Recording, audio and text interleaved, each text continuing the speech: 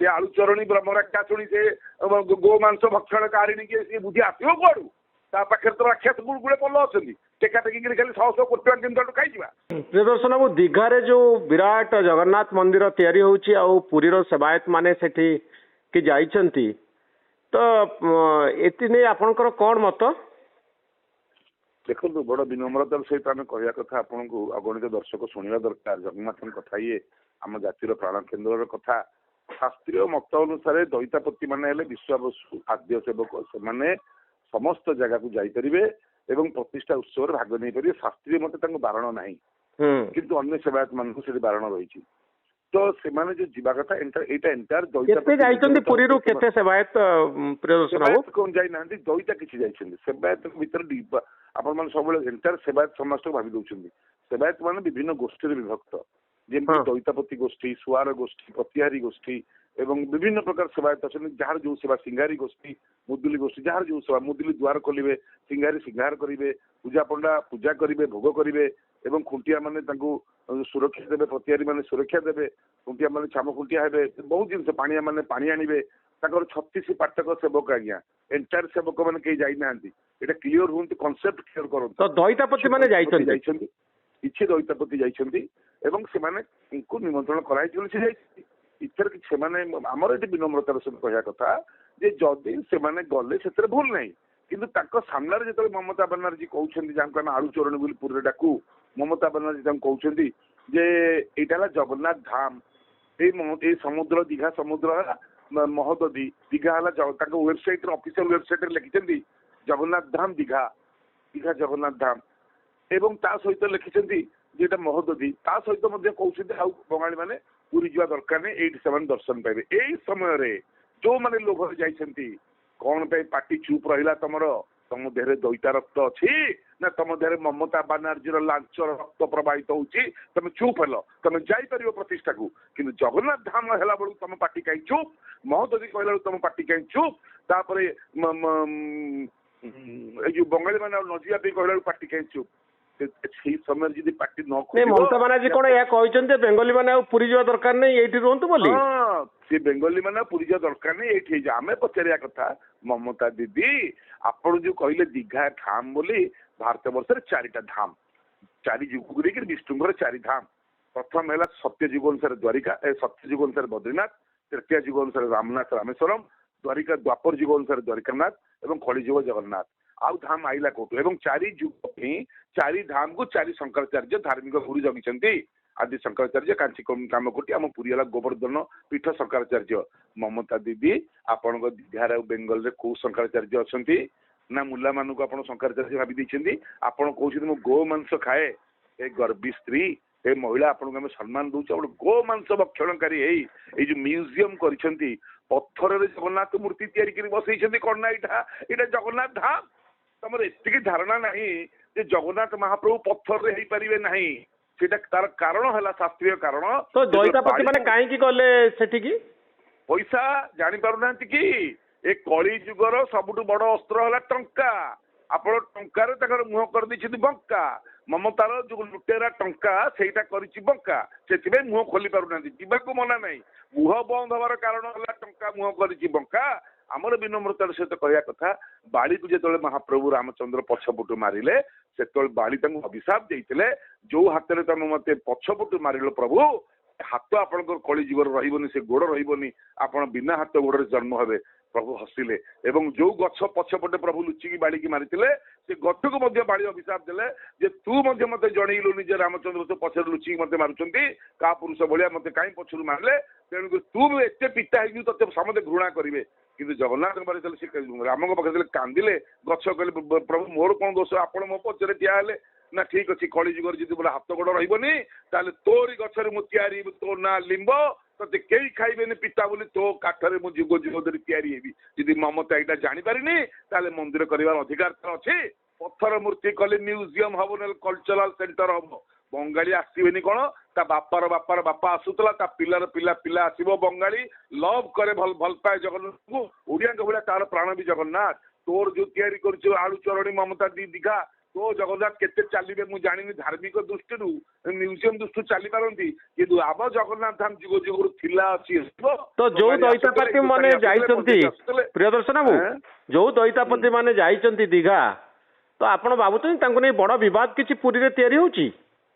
ଦେଖନ୍ତୁ ଯୁଗେ ଯୁଗେ ସବୁବେଳେ ମନେ ରଖିଥିବେ, ଆଲୁଅ ସାଙ୍ଗରେ ଅନ୍ଧାର ଅଛି, ପୂର୍ଣ୍ଣମୀ ସାଙ୍ଗରେ ଅମାବାସ୍ୟା ଅଛି, ରାମଙ୍କ ସହିତ ରାବଣ ଅଛନ୍ତି, କଂସଙ୍କ ସହିତ କୃଷ୍ଣ ଅଛନ୍ତି। ରାକ୍ଷସ ସବୁବେଳେ ମହାପ୍ରଭୁଙ୍କର ପ୍ରିୟ ଲୋକ, ଯୋଉଠି ଭଗବାନ ସେଇଠି ରାକ୍ଷସ। ଯେତେବେଳେ ଭଗବାନ ରହିବେ ରାକ୍ଷସ ନିଶ୍ଚୟ ରହିବେ, ନହେଲେ ମଣିଷ ଜାଣିବ କେମିତି ଭଗବାନ କିଏ ରାକ୍ଷସ କିଏ?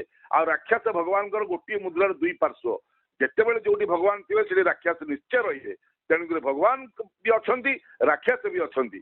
ତାଙ୍କୁ ମଝିରେ କିଏ ନେଇକରି କୋଉ ଅସୁରୁଣୀ ସର୍ପଣାକା ତାଙ୍କୁ ଏକାଠି କରୁଛନ୍ତି ସେଇଟା ଆମେ ଦେଖିବା। ପୁରୀରେ ବିବାଦ ହଉଛି କି ନାହିଁ ପ୍ରିୟଦର୍ଶନ ବାବୁ?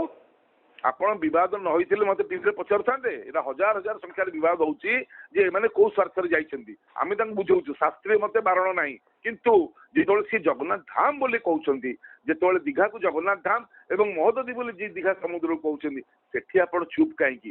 ଏଇ ପ୍ରଶ୍ନ ପଚରା ଯାଉ। ବିବାଦ କଲେ ମୂଲ୍ୟ ନାହିଁ। ପୁରୀର ଗାରିମା କ୍ଷୁର୍ଣ୍ଣ ହଉଛି? ପୁରୀର ଗାରିମା କ୍ଷୁର୍ଣ୍ଣ ହଉନି, ସେବକ କୂଳର ଗାରିମା କ୍ଷୁର୍ଣ୍ଣ ହଉଛି, ଜଗନ୍ନାଥ ସଂସ୍କୃତିର ଗାରିମା କ୍ଷୁର୍ଣ୍ଣ ହଉଛି। ଜଗନ୍ନାଥ କେବଳ ପୁରୀର ନୁହଁ, ଜଗନ୍ନାଥ ଜଗତର ନାଥ ଜଗନ୍ନାଥ। ଜଗନ୍ନାଥଙ୍କର ଗାରିମା କ୍ଷୁର୍ଣ୍ଣ ହବା ମାନେ ଏ ଜଗତର ଗାରିମା କ୍ଷୁର୍ଣ୍ଣ ହଉଛି। ଆମର ବିନମ୍ରତାର ସହିତ କହିବା କଥା, ସଦାବେଳେ ଭାରତୀୟ ମାନେ ଲୋଭରେ କିମ୍ବା ଭୟରେ ମୁଣ୍ଡ ବିକି ଦେଇଛନ୍ତି। ବ୍ରିଟିଶ ସମୟରୁ, ମୋଗଲ ସମୟରୁ, କିଏ ଲୋଭରେ କିଏ ଭୟରେ। ଯିଏ ଲୋଭରେ ନହେଲା ତାକୁ ଭୟରେ ଜବରଦସ୍ତି କରାୟତ କରାହବ, ଯିଏ ଭୟରେ ନହେଲା ତାକୁ ଲୋଭରେ କରାୟତ ହବ। ଆଉ କଣ ଏମାନେ ଯାଇଛନ୍ତି ଏଠିକି ଦେଶ ସେବା କରିବା ପାଇଁ? ହଁ, ଯଦି ସେମାନେ ପୁରା ଦଇତାପତି ନିଯୋଗକୁ ଡାକିଥାନ୍ତେ, ଗଜପତିକି ଡାକିଥାନ୍ତେ, ଶଙ୍କରାଚାର୍ଯ୍ୟକୁ ଡାକିଥାନ୍ତେ, ଗୋଟେ ଧାର୍ମିକ ଅନୁଷ୍ଠାନ ହେଇଥାନ୍ତା। ଇଏ ଧାର୍ମିକ ଅନୁଷ୍ଠାନ ନୁହଁ, ଇଏ ଗୋଟେ ଲୋକ ଦେଖାଣିଆ ମ୍ୟୁଜିୟମ ତିଆରି ହଉଛି। ଯେ ଆମେ ମାନେ ଯେମିତି ମୋଦି ସେଠି ଗୋଟେ କଲେ ତ ରାମ ମନ୍ଦିର, ମୁଁ ଗୋଟେ କଲି ଜଗନ୍ନାଥ ମନ୍ଦିର, ଇଏ ଯେମିତି କଲେ ପ୍ରକଳ୍ପ ନବୀନ ବାବୁ ପାଣି ଚାଟି ଦେଇକି ସବୁ। ତେଣୁ ଇଏ ସବୁ ଦେଖା ଶିଖା ଓଡିଶା ବାଦ ବୁଦାରେ ହଉଛି। କିନ୍ତୁ ଜଗନ୍ନାଥ ଧାମ ତ, ଜଗନ୍ନାଥ ମନ୍ଦିର ତ ସାରା ପୃଥିବୀରେ ତିଆରି ହଉଛି, ଏଠି ତିଆରି ହଉ। ଜଗନ୍ନାଥଙ୍କର ପ୍ରଚାର ପ୍ରସାର ଆହୁରି ହଉ, ଆମେ ତାହା ମନା କରୁନୁ। କିନ୍ତୁ ଆପଣ ଆମେରିକାରେ ଜଗନ୍ନାଥ ମନ୍ଦିର ତିଆରି କରି କହିବେ ଏଇଟା ଜଗନ୍ନାଥ ଧାମ, ଆପଣ ଫ୍ଲୋରିଡାରେ ଜଗନ୍ନାଥ ମନ୍ଦିର କରି ସମୁଦ୍ରଟାକୁ କହିବେ ଏଇଟା ମହୋଦଧି, ଏଇଟା କେମିତି ବିଶ୍ୱାସ ଯୋଗ୍ୟ ହବ? କଥାଟା ଧାର୍ମିକ ଦୃଷ୍ଟିରୁ ଦେଖାନ୍ତୁ। ଜଗନ୍ନାଥ ମନ୍ଦିର ଆହୁରି ହଜାର ହଉ, ପ୍ରଚାର ପ୍ରସାର ଆହୁରି ହବା ଦରକାର। ସବୁ ଦେଶରେ ରଥଯାତ୍ରା ହଉଛି, ସବୁ ରାଜ୍ୟରେ ରଥଯାତ୍ରା ହଉଛି। ଜଗନ୍ନାଥ ହେଲା ଆମ ମାଲିକ, ତାଙ୍କ ପ୍ରଚାର ପ୍ରସାର ହେଲେ ଓଡିଆ ଜାତିର ସଂସ୍କୃତିର ପ୍ରଚାର ପ୍ରସାର ହବ। କିନ୍ତୁ ତାର ପ୍ରଚାର ପ୍ରସାରର ମାନେ ନୁହେଁ ତାକୁ କଦର୍ଥ କରିଦେବା, ଧାର୍ମିକ ଭାବନାଟାକୁ କଦର୍ଥ କରିଦେବା, ପଥର ମୂର୍ତ୍ତି ବସେଇକିରି କହିବା ଏଇଟା ପୁରୀ ଧାମ। ପୁରୀ ଧାମରେ ପଥର ମୂର୍ତ୍ତି ବସି ପାରିବ କି?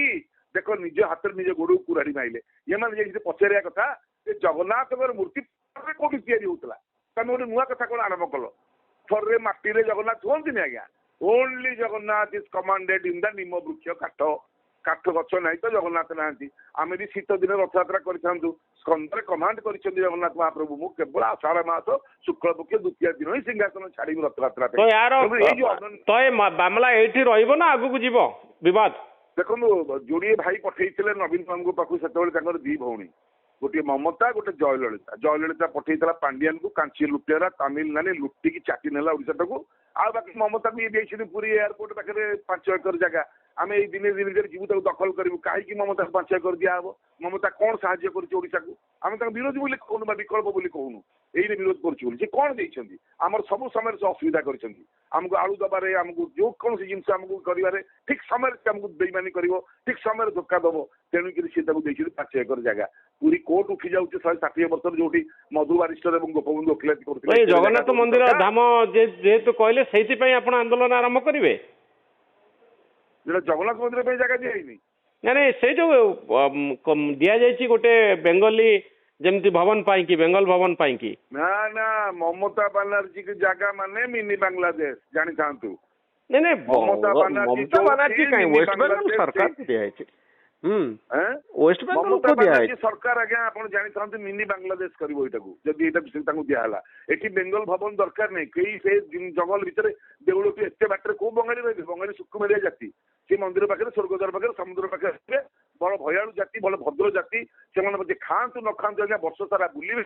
ଆଉ ବଙ୍ଗାଳୀ ଆସିଲେ ସମସ୍ତେ ପଇସା ପାଇବେ, ଅଟୋ ବାଲା, ରିକ୍ସା ବାଲା, ଆଉ ଘର ବାଲା, ହୋଟେଲ ବାଲା, ମାଛ ବାଲା, ଡାଲ ଚାଉଳ ବାଲା, ସମସ୍ତେ ଟୁରିଷ୍ଟ ବାଲା, ଟ୍ରାଭେଲ, ବଙ୍ଗାଳୀ ସମସ୍ତେ ମିଶେଇକିରି ତାଙ୍କ ଟୁରିଜିମ କରନ୍ତି। ଆଉ ବଙ୍ଗାଳୀ ହେଲେ ପୁରୀର ଅନ୍ନଦାତା ଆଜ୍ଞା। ବଙ୍ଗାଳୀ ନ ଆସିଲେ ପୁରୀ ଲୋକ ଖାଇବାକୁ ପାଇବେନି। ଆଉ ମମତା କଣ କହୁଛି ବଙ୍ଗାଳୀ ଆସିବେନି, ତା ବାପ ଅମଳରୁ ସେ ଆସୁଥିଲା। ବଙ୍ଗାଳୀ କାହିଁ ଜଗନ୍ନାଥଙ୍କୁ ଭଲ ପାଆନ୍ତି ଏବଂ ଜଗନ୍ନାଥ ବି କାହିଁ ବଙ୍ଗାଳୀକୁ ଭଲ ପାଆନ୍ତି ଆମେ ଆଜି ପର୍ଯ୍ୟନ୍ତ ଜାଣିନୁ। ଯାହା ମାଗିଦେବେ ବଙ୍ଗାଳୀ ଜଗନ୍ନାଥଙ୍କୁ ଦେଇଦିଅନ୍ତି, ଅନ୍ୟମାନଙ୍କୁ କାହିଁ ଦିଅନ୍ତିନି ତା ବି ଆମେ ଆଜି ମଧ୍ୟ କଲଚର କରୁଛୁ ଜାଣିପାରୁନୁ। ବୋଧହୁଏ ଯଦି ମମତା ବାନାର୍ଜୀ ବୁଝିଆ ହେଇଥାନ୍ତେ, ସେ ଯଦି ଗୋଟିଏ କାମ କରିଥାନ୍ତେ, ତାଙ୍କୁ ଧାର୍ମିକ ଦୃଷ୍ଟିକୋଣରୁ ଆମେ କିଛି ମନା କରିପାରିନଥାନ୍ତେ। ବିଶ୍ୱର ମହାନ୍ତି ଯେତେବେଳେ ବ୍ରହ୍ମ ଉଦ୍ଧାର କରିଥିଲା ଯାଇକିରି ବେଙ୍ଗଲରୁ, ଗୋଟେ ଜଗନ୍ନାଥ ଘାଟ ଅଛି ଆମର ଗଙ୍ଗା ନଦୀ କୂଳରେ, ଯୋଉଠିକି ଆମେ ଯାଇଥିଲୁ ଏବେ, ସେ ବ୍ରହ୍ମ ଉଦ୍ଧାର କରିଥିଲା କଳା ପାହାଡ଼ଠୁ ବୋଲି ଆଜି ଜଗନ୍ନାଥ ବିଦ୍ୟମାନ ପୁରୀରେ। ବେଙ୍ଗଲ ସାଙ୍ଗରେ ଏଇ ସମ୍ପର୍କଟା ଜଗନ୍ନାଥଙ୍କର ଅଛି। ସେ ଦୀଘା ସାଙ୍ଗେ କିଛି ସମ୍ପର୍କ ନାହିଁ। ଦୀଘା ଗୋଟେ ବାଜେ ଜାଗା, ସେଠିକି ଲୋକ ଯାଆନ୍ତି ଏଇସବୁ ଫାଲତୁ କାମ, ଥାଇଲାଣ୍ଡ ଭଳିଆ କାମ କରିବାକୁ। ତେଣୁ ସେ ଜାଗାକୁ ଆମର କିଛି ମାନେ କହିବାର ନାହିଁ। ଯଦି ଜଗନ୍ନାଥ ଘାଟରେ ଗଙ୍ଗା ନଦୀ କୂଳରେ ଯୋଉଠି ବ୍ରହ୍ମକୁ ଉଦ୍ଧାର କରିଥିଲେ ବିଶ୍ୱର ମହାନ୍ତି, ମୃଦଙ୍ଗ ଭିତରେ ପୁରେଇକି ଆଣିଥିଲେ, ସେ ଜାଗାଟାକୁ ହେଲେ କରିଥାନ୍ତା ଆଜ୍ଞା। ସେ ଆଳୁ ଚରଣୀ ବ୍ରହ୍ମରାକ୍ଷା ଶୁଣି ସେ ଗୋ ମାଂସ ଭକ୍ଷଣ କାରିଣୀ କିଏ ସିଏ ବୁଝି ଆସିବ କୁଆଡୁ? ତା ପାଖରେ ତ ରାକ୍ଷସ ଗୁଳେ ପଲ ଅଛନ୍ତି, ଟେକା ଟେକିକିରି ଖାଲି 100 କୋଟି ଟଙ୍କା କେମିତି ତାଠୁ ଖାଇଯିବା। ସେ ଦଳକୁ ମରୁ, ତାର ସବୁ ଯାଉ। ବହୁତ ଧନ୍ୟବାଦ ପ୍ରିୟଦର୍ଶନ ବାବୁ, ବହୁତ ଧନ୍ୟବାଦ ଆପଣଙ୍କର ଏଇ ମତାମତ ପାଇଁ। ନମସ୍କାର। ପ୍ରଣାମ ପ୍ରଣାମ ପ୍ରଣାମ ପ୍ରଣାମ। ନମସ୍କାର।